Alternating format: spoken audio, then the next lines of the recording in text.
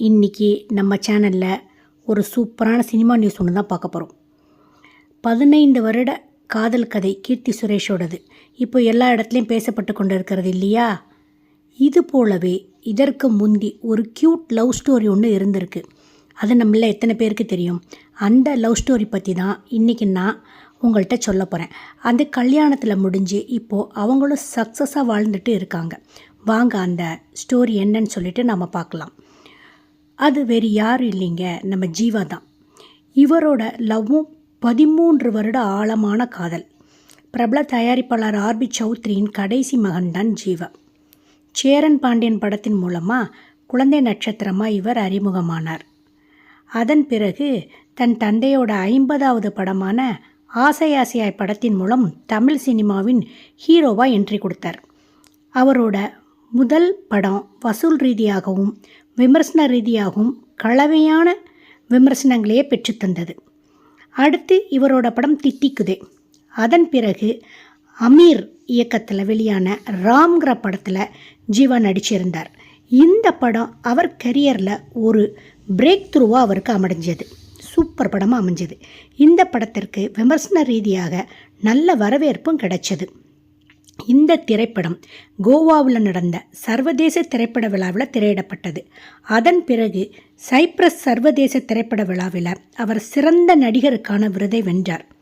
முக்கியமான விஷயம் இதில் என்னன்னு பார்க்க போனாக்க, சிவாஜி கணேசனுக்கு பிறகு இந்த திரைப்பட விருதை பெற்ற ஒரே தமிழ் நடிகர் ஜீவா தான் அப்படின்னு சொல்லிட்டு சொல்கிறாங்க.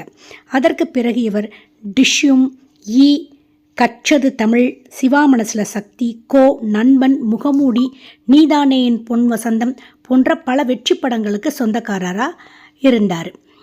அதற்கு பிறகு 2021 வெளியான கலகலப்பு அப்படிங்கிற படத்தின் மூலமாக ஜீவா பாலிவுட்லேயும் என்ட்ரி கொடுத்தார்.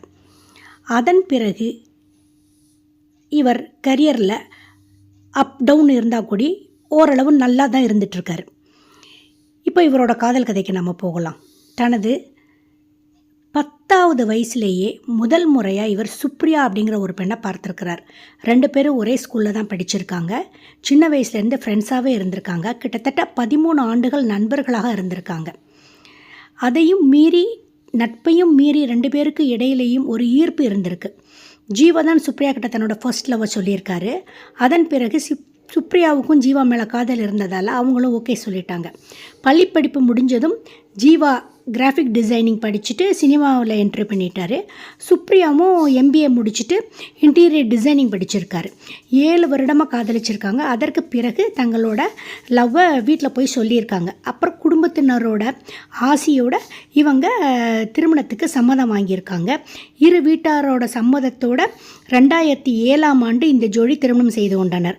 டெல்லியில் இவங்க திருமணம் பிரம்மாண்டமாக நடந்திருக்கு. அதற்கு பிறகு சென்னையில் பிரம்மாண்டமான வரவேற்பு ஒன்று நடந்திருக்கு. அந்த காலத்தில் முதலமைச்சராக இருந்த கருணாநிதி இந்த வரவேற்பில் கலந்து கொண்டு இருக்கிறாரு. நிறைய அரசியல் பிரமுகர்கள், திரைப்பட பிரபலங்கள் எல்லாரும் இந்த விழாவில் கலந்து கொண்டு இருக்கிறாங்க. 2010ஆம் ஆண்டு இவங்களுக்கு ஒரு ஆண் குழந்தை ஒன்று பிறந்திருக்கு. இன்று வரை திரைப்படத்துறை மற்றும் தனிப்பட்ட வாழ்க்கை இரண்டிலையுமே அமைதியாக வாழ்ந்துட்டு எந்த சர்ச்சையிலையும் மாட்டிக்காமல் சூப்பராக வாழ்க்கை நடத்திட்டு வராங்க. அடுத்து ஒரு சூப்பரான பதிவில் உங்களை நான் சந்திக்கிறேன். அது வரைக்கும் காத்துக்கிட்டுருங்க. டாடா, பாய்.